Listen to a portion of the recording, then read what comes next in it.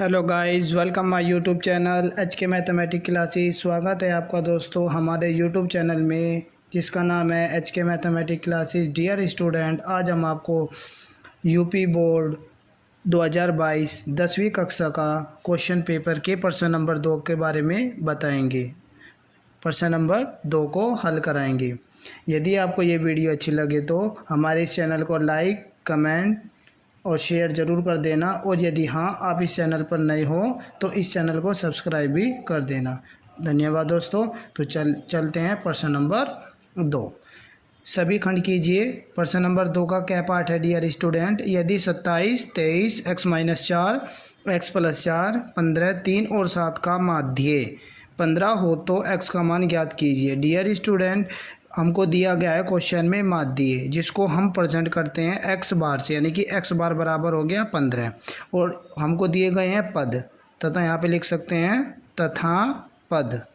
पद है हमारे पास 27, 23, x-4, x+4, 15, 3 और 7, ये हमको पद दिए गए हैं। चूँकि डियर स्टूडेंट हम सभी जानते हैं जो हमारा समांतर माध्य होता है x बार बराबर वो होता है पदों का योग बटे पदों की संख्या। ओके डियर स्टूडेंट, समांतर माध्य होता है हमारा x बार बराबर पदों का योग बटे पदों की संख्या, और x बार की वैल्यू कितनी है हमारे पास 15, तो यहाँ पे 15 बराबर पदों का योग, ये पद दिए गए हैं, इन सबको जोड़ देंगे। 27 + 23 plus x-4 plus x+4 plus 15 plus 3 और प्लस 7 बटे, अब डियर स्टूडेंट इन सभी पदों को गिन लेते हैं। 1, 2 और 1, ये 3। डियर स्टूडेंट, यहाँ पे ये ध्यान रखना है जो x-4 है ये हमारा एक सिंगल पद है, ठीक है। तो 1, 2, 3 और एक ये x+4 चौथा पद हो जाएगा 4, 5, 6 और 1 7। तो डियर स्टूडेंट ये हमारे टोटल 7 पद हो जाएंगे। तो पदों की संख्या 7 अपॉन में 1 मान के डियर स्टूडेंट 7 की मल्टीप्लाई 15 में करेंगे, तो 15 से 1 जा 105 बराबर। अब इनको जोड़ते हैं डियर स्टूडेंट। 27 और 23 50 और 4 54, 54 और 10 64 और 5 64 और 5 69 और 3 72 और 7 79। तो डियर स्टूडेंट ये 79, इट मीन्स 79 हो जाएंगे, और माइनस के केवल 4 हो जाएंगे। x और x ये हमारे प्लस के 2x हो जाएंगे, और बटे में 7 हो जाएगा। अब 105 के बटे में 1 मान के डियर स्टूडेंट फिर क्रॉस मल्टीप्लाई करते हैं, ठीक है। तो 7 की मल्टीप्लाई 5 में करेंगे, 7 5 जा 35, तो 5 3 कैरी, 3 + 0 तो 3 हो जाएगा, और 7 1 जा 7, यानी कि 735 हो जाएगा। इधर 79 में से 4 लेस करेंगे तो 75, और प्लस का 2x, 75 इधर आके माइनस हो जाएगा, तो 735 - 75 = 2x हो जाएगा। अब 735 में से 75 को लेस करेंगे तो 550, इधर से कैरी लेके 13 - 7 6, और यहाँ पे 6 रह जाएगा, = 2x। हमको वैल्यू चाहिए x की, तो जो 2 है ये अपॉन में चला जाएगा, तो हो जाएगा 660/2। 2 से डिवाइड करेंगे डियर स्टूडेंट, 2 3 जा 6, फिर 2 3 जा 6 और 0, x = 330, ये हमारा आंसर आएगा। ओके डियर स्टूडेंट, तो x की वैल्यू 330 आ जाएगी। ओके, प्रश्न नंबर 2 का ख पार्ट है डियर स्टूडेंट। एक मीनार की ऊंचाई 20 मीटर है, जमीन पर बनने वाली इसकी छाया की लंबाई 20√3 मीटर है, तो सूर्य का उन्नयन कोण ज्ञात कीजिए। प्रश्न नंबर 2 का ख पार्ट है डियर स्टूडेंट हमारा। ख पार्ट इसने बोला है कि एक मीनार की ऊंचाई 20 मीटर है। हम मान लेते हैं कि ये वो मीनार हो गई, माना ए बी मान लेते हैं इसको, ए बी मीनार हो गई, जिसकी ऊंचाई 20 मीटर हमको दी गई है, जिसको हम एरो से प्रेजेंट कर लेते हैं। ओके, और फिर आगे बोला है कि ज़मीन पर बनने वाली इसकी छाया की लंबाई, तो बी सी को मान लेते हैं ज़मीन जिस पर छाया बनेगी, तो छाया की लंबाई हमको कितनी दी गई है? छाया की लंबाई 20√3 मीटर, तो यानी कि बी सी की वैल्यू हो जाएगी 20√3 metre. Okay dear student, 20√3 metre. तो सूर्य का उन्नयन कोण ज्ञात कीजिए। तो डियर स्टूडेंट, सूर्य द्वारा जो उन्नयन कोण बनेगा वो हमारा सी पर बन जाएगा, जिसको हम थीटा मान लेते हैं। ओके, तो हमको इस थीटा की वैल्यू निकालनी है और यहाँ पे 90 डिग्री। डियर स्टूडेंट, जैसे कि आप सभी जानते हो कि जो उन्नयन कोण होता है वो आकृति के अंदर बनता है। तो हम यहाँ पे लिख देते हैं, माना ए बी एक मीनार है, माना ए बी एक मीनार है तथा बी सी जमीन पर छाया की लंबाई है, जमीन पर छाया की लंबाई है तथा सूर्य द्वारा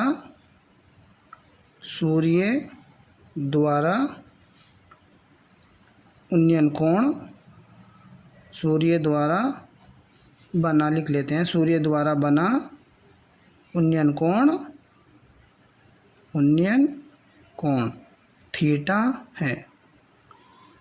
तब डियर स्टूडेंट, हम सभी जानते हैं कि जो हमारा समकोण त्रिभुज है ए बी सी, समकोण त्रिभुज ए बी सी में, ठीक है डियर स्टूडेंट, लंब और आधार लाल बटे कक्का से हम सब जानते हैं LAL बटे के ए, लाल बटे कक्का से लंब और आधार इन दोनों में रिलेशन किसका होता है। जैसे कि मैंने आपको पहले बताया है कि जो हमारा पहला फ्रैक्शन होता है लंब बटे कर्ण का, वो साइन का होता है, और जो दूसरा फ्रैक्शन होता है आधार बटे कर्ण का, ये कोस का होता है, और तीसरा फ्रैक्शन लंब बटे आधार ये टैन का होता है, ठीक है। और फिर नीचे से आधार बटे लंब ये कोट का होता है, और फिर सेक कर्ण बटे आधार जो होता है वो सेक का होता है, और कर्ण बटे लंब ये हमारा कोसेक का होता है। ओके डियर स्टूडेंट, अब हमको देखना है, हमको वैल्यू दी गई है, एक तो लंब की वैल्यू दी गई है 20 मीटर और एक आधार की वैल्यू दी गई है 20√3 मीटर। तो लंब और आधार में रिलेशन क्या हो जाएगा, लाल बटे कक्का से टैन का, लंब और आधार में रिलेशन क्या हो जाएगा, टैन का। तो हम यहाँ पे लिख सकते हैं चूँकि टैन थीटा, क्योंकि कोण की जगह हमारे पास थीटा है, तो टैन थीटा बराबर क्या हो जाएगा, लंब बटे आधार। ओके डियर स्टूडेंट, तो यहाँ पे हमारा हो जाएगा टैन थीटा बराबर लंब की वैल्यू कितनी है हमारे पास 20 बटे, और आधार की वैल्यू कितनी है 20√3। ओके, तो 20 से 20 कट जाएगा 1 टाइम्स, तो यहाँ पे हमारा हो जाएगा टैन थीटा बराबर 1/√3। ओके डियर स्टूडेंट, अब हम सभी जानते हैं कि टैन की टेबल में जो 1/√3 मान होता है ये टैन 30 का होता है। तो हम इसको टैन थीटा बराबर टैन 30 डिग्री लिख सकते हैं, और यहाँ पर तुलना करने पर तो डियर स्टूडेंट, आप सभी को पता है कि जब बीच में बराबर होता है और हमारे बाएं और दाएं पक्ष में दोनों फलन बराबर होते हैं तो ये दोनों एक दूसरे से कट जाते हैं, लेकिन हम इसको काट कर नहीं दिखाते। तो तुलना करने पे टैन से टैन कट जाएगा, यहाँ पे थीटा = 30 डिग्री, ये हमारा आंसर आएगा। अतः हम यहाँ पे लिख सकते हैं, अतः सूर्य द्वारा बना उन्नयन कोण 30 डिग्री है, ये हमारा आंसर आ जाएगा। ओके डियर स्टूडेंट, अब बात करते हैं डियर स्टूडेंट प्रश्न नंबर 2 के गैप पार्ट की, जिसमें बोला गया है 10 व्यक्तियों के भार का माध्य 45.65 किलोग्राम है, उनके भारों का योगफल ज्ञात कीजिए। तो डियर स्टूडेंट, हमको भारों का योगफल ज्ञात करना है। तो डियर स्टूडेंट, प्रश्न नंबर 2 का गैप पार्ट, हमको क्या दिया गया है प्रश्न में, 10 व्यक्तियों के भार का माध्य, यानी कि व्यक्तियों की संख्या कितनी दी गई है 10। तो हम यहाँ पे लिख सकते हैं व्यक्तियों, चूँकि लगा लेना, चूँकि व्यक्तियों की संख्या बराबर कितनी 10, ठीक है। और भार का माध्य, जैसे कि आप सभी को पता है माध्य को हम कैसे परसेंट करते हैं, x बार से, तथा माध्य यानी कि x बार, इसकी वैल्यू हमको दी गई है कितनी, 45.65 किलोग्राम। ठीक है डियर स्टूडेंट, इसका मतलब होता है कि 45 किलोग्राम 60 ग्राम यानी कि 650 ग्राम। ओके, उनके भारों का योगफल ज्ञात करना है। तो डियर स्टूडेंट, जैसे कि हम सभी जानते हैं कि जो हमारा समांतर माध्य होता है x बार, वो होता है पदों का योग बटे पदों की संख्या। लेकिन डियर स्टूडेंट, यहाँ पे हमको निकालना है क्या, भारों का योगफल। तो हमारा जो फॉर्मूला है वो हो जाएगा भारों का योगफल, भारों का योगफल बटे व्यक्तियों की संख्या, व्यक्तियों की संख्या। यानी कि जो फॉर्मूला हमने अभी प्रश्न नंबर 2 के क्या पार्ट में हल किया था डियर स्टूडेंट, यहाँ पे पदों का योग बटे पदों की संख्या, यहाँ पर पद दिए गए थे, लेकिन यहाँ पे इस वाले क्वेश्चन में हमको क्या दिया गया है, व्यक्तियों का भार यानी कि उनका वेट दिया गया है और उनकी संख्या। तो हमारा फॉर्मूला चेंज हो जाएगा, ये हो जाएगा x बार बराबर भारों का योगफल और बटे व्यक्तियों की संख्या। यहाँ पर हम लिख सकते हैं व्यक्ति के भारों का योगफल। ठीक है, तो x बार की वैल्यू कितनी है डियर स्टूडेंट, हमारे पास 45.65 बराबर भारों का योगफल, ये हमको फाइंड करना है। तो सेम लिखेंगे भारों का योगफल, भारों का योगफल। ठीक है, और बटे व्यक्तियों की संख्या कितनी दी गई है डियर स्टूडेंट, हमको 10 दी गई है। तो यहाँ पे हो जाएगा बटे में 10, अपॉन में 1 मान के डियर स्टूडेंट क्रॉस मल्टीप्लाई कर देते हैं। तो ये हो जाएगा 45.65 मल्टीप्लाई 10 बराबर, इधर हो जाएगा भारों का योगफल, भारों का योगफल। तो डियर स्टूडेंट, जैसे आपको पता है कि 10 के मल्टीप्लाई से जो ये दशमलव है, ये एक नंबर हमारा राइट साइड में चला जाएगा। तो ये हो जाएगा 456.5 बराबर भारों का योगफल। तो यानी कि ये हमारा आंसर हो जाएगा डियर स्टूडेंट। यानी कि हम यहाँ पे लिख सकते हैं, अतः 10 व्यक्तियों के भारों का योगफल, 10 व्यक्तियों के भारों का योगफल 456.5 किलोग्राम होगा। ओके डियर स्टूडेंट, 456.5 को हम बोल सकते हैं 456 किलोग्राम और 500 ग्राम। ओके, ये हमारा आंसर आएगा। अब डियर स्टूडेंट, बात करते हैं प्रश्न नंबर 2 के घ पार्ट की। घ पार्ट में बोला गया है, यदि द्विघात समीकरण 2x² - 5x + k बराबर 0 के मूल बराबर हो तो k का मान ज्ञात कीजिए। डियर स्टूडेंट, आप सभी को पता होगा कि जो यदि मूल बराबर होते हैं तो जो हमारा विविक्तिकर होता है, जिसको इंग्लिश में डिस्क्रिमिनेंट कहते हैं, उसकी वैल्यू 0 होती है, यानी कि d बराबर 0। तो डियर स्टूडेंट, हम इसको लिख सकते हैं, घ पार्ट है डियर स्टूडेंट, द्विघात समीकरण दी गई है 2x² - 5x + k बराबर 0। ठीक है डियर स्टूडेंट, अब हम यहाँ पे लिखेंगे, चूँकि द्विघात समीकरण या मानक समीकरण भी लिख सकते थे हम, द्विघात समीकरण ax² + bx + c बराबर 0 से तुलना करने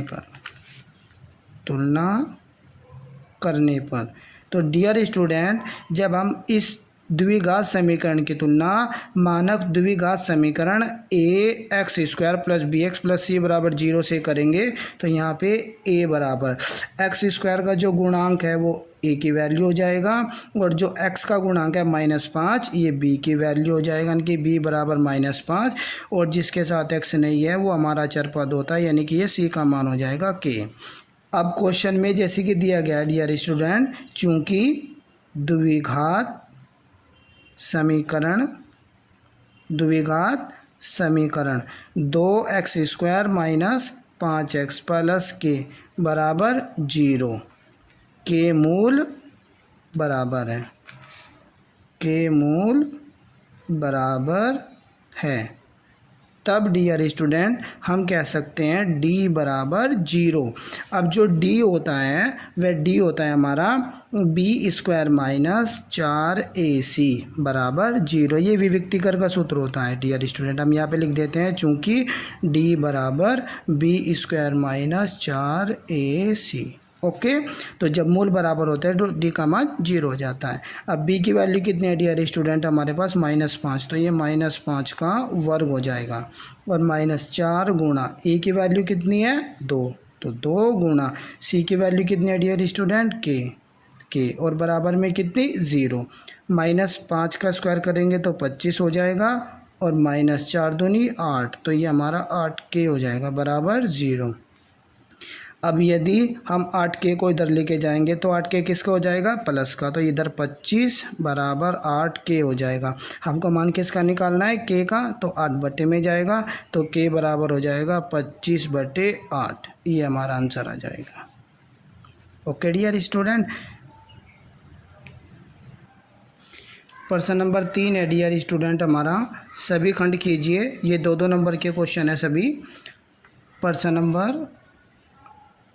प्रश्न 3 का क्या पार्ट, क्वेश्चन में बोला गया डियर स्टूडेंट, 2 घनों जिनमें से प्रत्येक का आयतन 64 सेंटीमीटर क्यूब है के संलग्न फलकों को मिलाकर एक घनाभ बनाया जाता है। इससे प्राप्त घनाभ का पृष्ठीय क्षेत्रफल ज्ञात कीजिए। तो डियर स्टूडेंट, जैसे प्रश्न में बोला गया 2 घनों जिनमें से प्रत्येक का आयतन कितना 64 सेंटीमीटर क्यूब है के संलग्न फलकों को मिलाकर, यानी कि 2 घनों को आपस में मिलाकर एक आकृति बनी है। कैसे, तो डियर स्टूडेंट सबसे पहले हम आकृति बना लेते हैं। तो हम क्या करते हैं, आप सभी को पता है कि जो घन होता है वह घन 2 वर्गों से मिलकर बनता है जिसकी प्रत्येक भुजा बराबर होती है। तो मान लेते हैं एक वर्ग ये बना लिया और एक वर्ग बना लेते हैं हम इसके नीचे। ठीक है डियर स्टूडेंट, हम 2 घनों को आपस में जोड़ देंगे। फिर इसके बाद जो पहला वर्ग है, इस वर्ग के केंद्र से एक लाइन ऐसे खींच लेते हैं नीचे। ठीक है, और फिर यहाँ से एक लाइन ऐसे, फिर एक लाइन और नीचे खींच लेते हैं वैसे, इससे इसको मिला देते हैं। ठीक है डियर स्टूडेंट, अब हम क्या करते हैं, जो दूसरा वर्ग था दूसरे वर्ग के केंद्र से एक लाइन इस प्रकार खींच लेते हैं ऐसे। ओके, अब हम क्या करते हैं, प्रत्येक कोने से कोने को मिला देते हैं। इससे इसको मिला देंगे और ये हो जाएगा। इस कोने से इस कोने को, इस कोने से इस कोने को, इस कोने से ये वाला और ये कोने से ये वाला। तो इस प्रकार ये, तो डियर स्टूडेंट, एक घन हमारा ये ऊपर हो गया और एक घन ये नीचे हो गया। तो ये दोनों घनों को हमने आपस में मिलाकर बना दिया है। अब हमको दिया गया 2 घनों जिनमें से प्रत्येक का आयतन, यानी कि प्रत्येक का मतलब होता है ऊपर वाले घन का आयतन भी 64 है और नीचे वाले घन का आयतन भी 64 सेंटीमीटर क्यूब है। तो हम यहाँ लिख लेते हैं चूँकि प्रत्येक घन का आयतन, प्रत्येक घन का आयतन बराबर 64 सेंटीमीटर क्यूब। ठीक है, और हम सभी जानते हैं जो एक घन होता है, घन का जो आयतन होता है वो क्या होता है a क्यूब, यानी कि भुजा गुणा भुजा गुणा भुजा। ठीक है, यदि हम इस घन की भुजा को a मान लेते हैं, ठीक है, प्रत्येक भुजा को a मान लेते हैं, सारी भुजा, क्योंकि घन की सारी भुजा बराबर होती है तो हम इसकी भुजा को a मान लेते हैं। ओके डियर स्टूडेंट, नीचे भी ये सब a हो जाएगी, ये भी a हो जाएगी। तो हमारा जो घन का आयतन है वो हो जाएगा a क्यूब बराबर, और बुक में a क्यूब और क्वेश्चन में कितना दिया गया है 64, तो a क्यूब बराबर 64 हो जाएगा। और हम सबको पता है कि जो 64 होता है वो 4 का घन होता है, तो हम इसको a क्यूब बराबर 4 का क्यूब लिख सकते हैं। अब डियर स्टूडेंट, जिस प्रकार वर्गमूल को हटाने के लिए जिस प्रकार वर्ग को हटाने के लिए हम दोनों तरफ का वर्गमूल करते हैं, उसी प्रकार घन को हटाने के लिए हम दोनों तरफ का घनमूल करेंगे। तो हम यहाँ पे लिख सकते हैं दोनों तरफ का घनमूल दोनों तरफ का घनमूल करने पर। तो जब घनमूल करेंगे तो घन से घन कट जाएगा, तो यहाँ पे a बराबर 4 सेंटीमीटर ये आ जाएगी। ए क्या आता है, घन की एक भुजा, यानी कि एक भुजा 4 सेंटीमीटर की आ जाएगी। इस ए का मान 4 हो जाएगा, 4 सेंटीमीटर, ये भी 4 सेंटीमीटर हो जाएगी, ठीक है, और ये भी 4 सेंटीमीटर हो जाएगी, और ये वाली भुजा भी 4 सेंटीमीटर, यानी कि प्रत्येक भुजा 4-4 सेंटीमीटर हो जाएगी। तो डियर स्टूडेंट, जब दो घनों को आपस में जोड़ा जाता है तो प्राप्त आकृति एक घनाभ बनती है, ठीक है डियर स्टूडेंट। यानी कि तब जब हम दोनों घनों को आपस में जोड़ देंगे तो फिर ये घन नहीं रहेगा, ये घनाभ बन जाएगा। तब प्राप्त घनाभ की लंबाई बराबर, ठीक है, जिसको हम L से प्रेजेंट कर सकते हैं, L बराबर, यानी कि लंबाई कितनी हो जाएगी, ये लंबाई होती है, ये हो जाएगी 4 सेंटीमीटर, तथा प्राप्त घनाभ की चौड़ाई जिसको हम B से प्रेजेंट करेंगे, इट मीन्स ब्रीथ, चौड़ाई होती है डियर स्टूडेंट ये भी हमारी कितनी रहेगी, 4 सेंटीमीटर, तथा प्राप्त घनाभ की ऊंचाई जिसको हम H से प्रेजेंट करेंगे, इट मीन्स हाइट। अब जो इन दोनों घनों को मिलाकर ये घनाभ बनता है, तो घनाभ तो यहाँ से लेके यहाँ तक बनता है। अब हमारी यहाँ से लेके यहाँ तक की भुजा कितनी हो गई, 4 सेंटीमीटर, और यहाँ से लेके यहाँ तक की भुजा ये भी तो डियर स्टूडेंट हमारी 4 ही आएगी। तो जो ऊंचाई है, ये ऊंचाई 4 और 4, यानी कि 4 + 4 बराबर 8 सेंटीमीटर हो जाएगी। ओके डियर स्टूडेंट, फिर हमसे क्वेश्चन में क्या बोला गया है कि इससे प्राप्त घनाभ का पृष्ठीय क्षेत्रफल ज्ञात कीजिए। तो हम यहाँ से निकाल सकते हैं, तब प्राप्त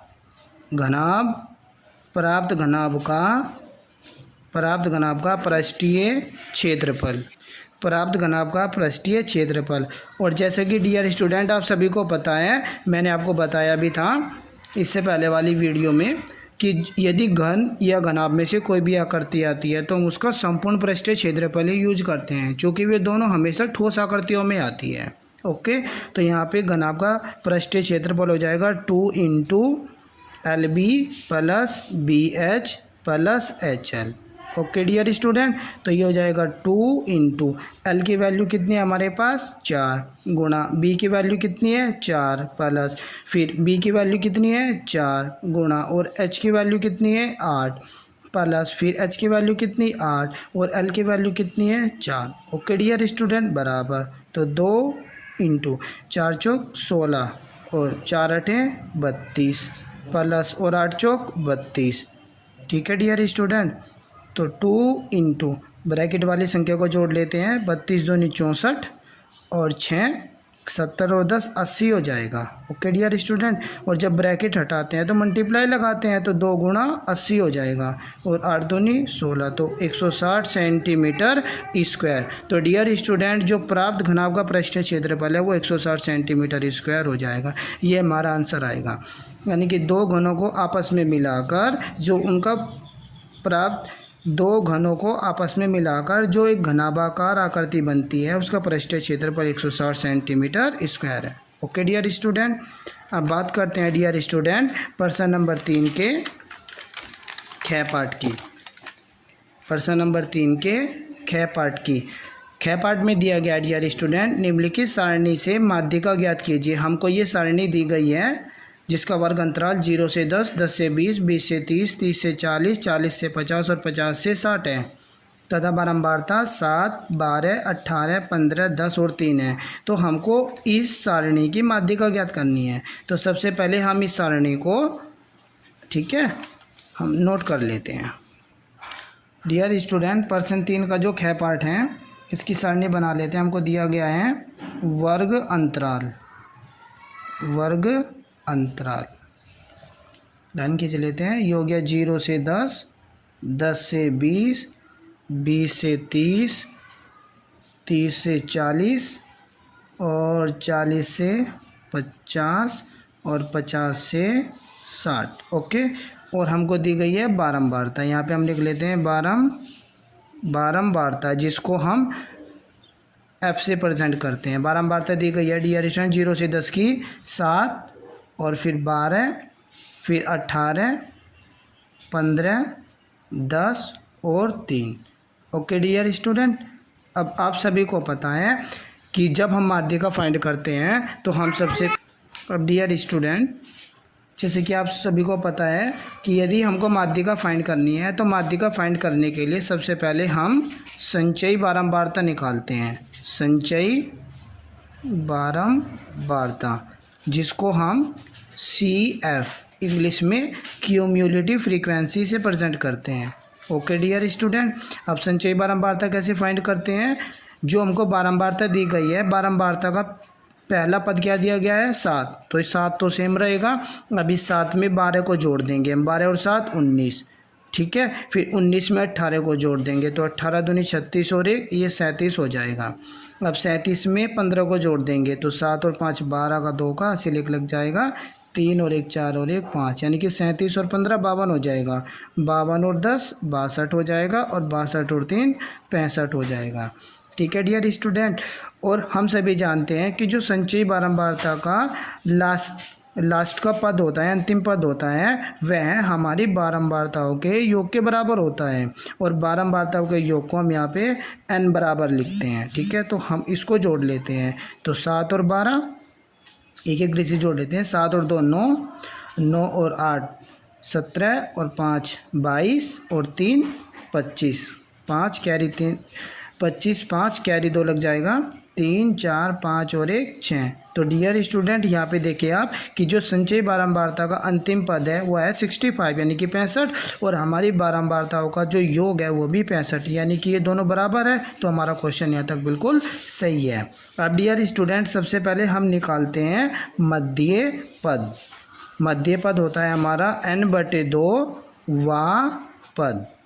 अब डियर स्टूडेंट n का मान कितना है हमारे पास 65 और बटे 2 ब्रैकेट में हो जाएगा और ये हो जाएगा वाह पर।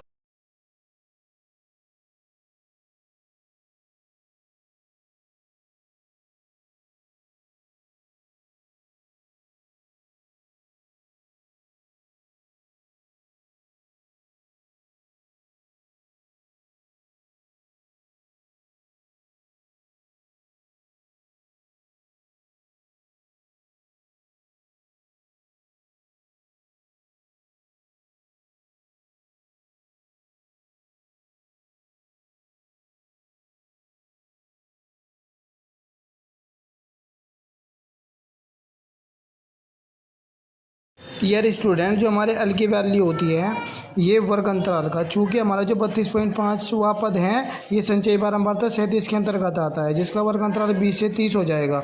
तो वर्ग अंतराल का जो पहला पद होता है ये L की वैल्यू होता है, और बारंबारता वाली लाइन में जो इसके सामने वैल्यू होती है वो बारंबारता की होती है F, यानी कि F का मान होता है 18 हो जाएगा इसमें। और इससे ऊपर एक लाइन ऊपर जो 19 लिखा है ये संचयी बारंबारता हो जाएगी। जो संचयी बारंबारता होती है वो वर्ग अंतराल से एक लाइन ऊपर की होती है। और डियर स्टूडेंट जो हमारा h होता है वर्ग अंतरालों का अंतर, यानी कि h का मान यहाँ पे 10 हो जाएगा, क्योंकि यहाँ पे जो वर्ग अंतराल दिए गए हैं इन सभी का अंतर 10-10 का है, तो h का मान हो जाएगा 10। Okay everybody. चूँकि डियर स्टूडेंट जो हमारी माध्यिका होती है, माध्यिका बराबर होती है L + n/2 - CF/F × H।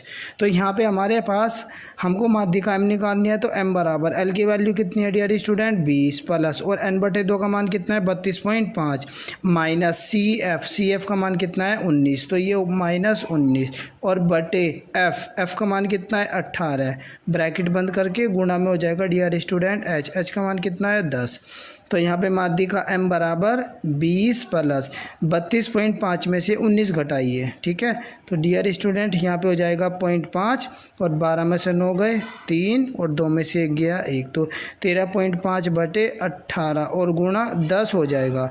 अब इस 10 से ये दशमलव हट जाएगा तो हम यहाँ पे रह जाएगा हमारा 20 प्लस 135 बटे 18, ठीक है डियर स्टूडेंट। अब ये दोनों 3 से कट जाएगा, 3 छंग 18 और 3 चौक 12 और 3 पंजे 15, फिर 3 से कट जाएगा, 3 दूनी 6 और 3 एकम 3 और 3 पंजे 15, 15 पर कट जाएगा। तो m बराबर 20 प्लस 15 बटे 2, 2 से इसको डिवाइड करेंगे तो 7.5 पर कट जाएगा। तो डियर स्टूडेंट यहाँ पे हमारी माध्य का m बराबर 20 प्लस 7.5 हो जाएगी, यानी कि m बराबर 20 और 7 27.5, ये हमारा आंसर आएगा। तो डियर स्टूडेंट हमारी माध्य का आ जाएगी m बराबर 27.5, ये हमारा आंसर आएगा। ओके, प्रश्न नंबर 3 का गैप पार्ट है डियर स्टूडेंट। प्रश्न नंबर 3 का गैप पार्ट है डियर स्टूडेंट। समीकरण x² माइनस 7x प्लस 12 बराबर 0 के मूलों के व्युत्क्रमों का योगफल ज्ञात कीजिए। तो हमको द्विघात समीकरण दी गई है x² माइनस 7x प्लस 12 बराबर 0 के मूलों का व्युत्क्रम ज्ञात करना है। तो सबसे पहले द्विघात समीकरण के मूल ज्ञात करने पड़ेंगे। तो हम सबको पता है कि 12 के ऐसे टुकड़े जिसको जोड़कर 7 आ जाए, तो 12 के ऐसे टुकड़े जिसको जोड़कर 7 आ जाए, तो 4 तिये 12, यानी कि 4 और 3 हो जाएंगे। तो हम यहाँ पे लिख सकते हैं x² माइनस और इस 7 की जगह ब्रैकेट में अपने फैक्टर जो हमने किए हैं 4 + 3 और x + 12 बराबर 0। तो यहाँ हो जाएगा x² minus 4x minus plus minus 3x + 12 बराबर 0। तो ये हो जाएगा x², दोनों में से क्या कॉमन आएगा x, तो यहाँ हो जाएगा x और माइनस यहाँ पे रह जाएगा 4, इन दोनों में से क्या कॉमन आएगा -3, तो यहाँ पे रह जाएगा x माइनस, ठीक है डियर स्टूडेंट, x माइनस 4 हो जाएगा यहाँ पे। अब दोनों ब्रैकेट सेम है तो ये हो जाएगा x माइनस 4 और दूसरा ब्रैकेट ये बाहर से बनेगा x माइनस 3 बराबर 0, ठीक है। अब हम यहाँ लिख सकते हैं चूँकि x माइनस 4 बराबर 0 तो x बराबर 4, एक मूल तो ये आ जाएगा, और चूँकि x माइनस 3 बराबर 0 तो x बराबर 3, दूसरा मूल ही आ जाएगा। अब डियर स्टूडेंट जैसे क्वेश्चन में कहा गया था कि मूलों के व्युत्क्रमों का योगफल, तो हम यहाँ लिख सकते हैं तब मूलों के व्युत्क्रमों का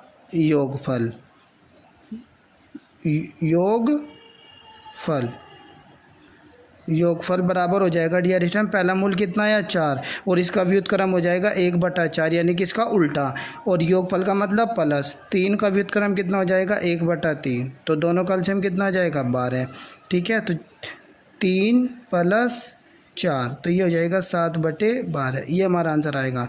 अतः जो द्विघात समीकरण x² माइनस 7x प्लस 12 बराबर 0 के मूलों के व्युत्क्रमों का योगफल हो जाएगा 7/12, ये हमारा आंसर आएगा। ओके डियर स्टूडेंट, और गैप पार्ट, प्रश्न नंबर 3 के गैप पार्ट में बोला गया है दो संख्याओं का योगफल 85 है, यदि बड़ी संख्या छोटी संख्या के 4 गुने से 5 अधिक है तो संख्या ज्ञात कीजिए। तो डियर स्टूडेंट हम मान लेते हैं माना बड़ी संख्या बराबर x तथा छोटी संख्या बराबर y तथा छोटी संख्या बराबर y हो जाएगी। तो डियर स्टूडेंट प्रथम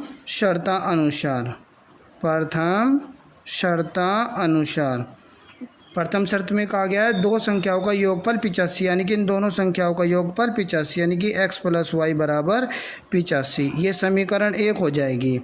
और द्वितीय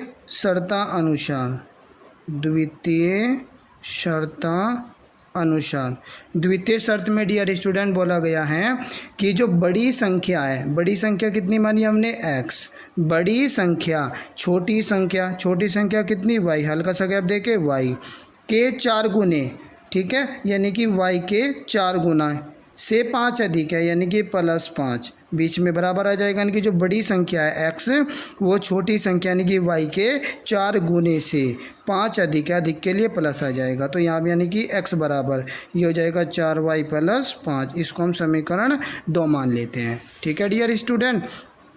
अब x का मान समीकरण 1 में रखने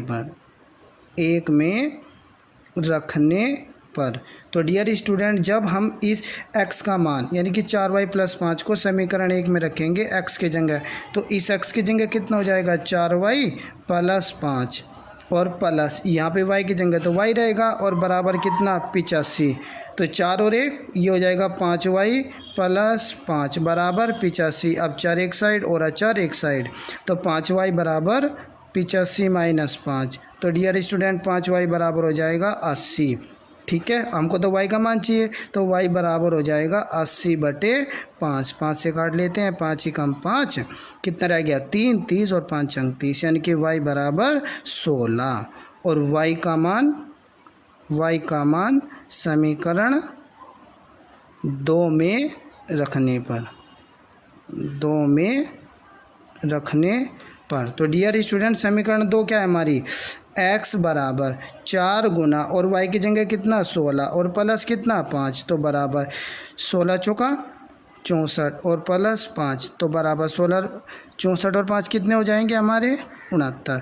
तो डियर स्टूडेंट x का मान आ जाएगा 69, ये हमारा आंसर आएगा।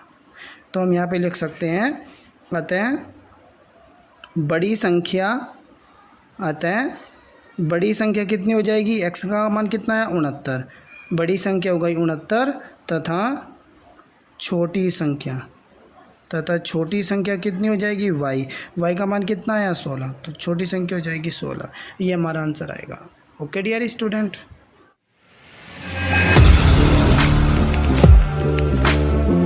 Audio Jungle।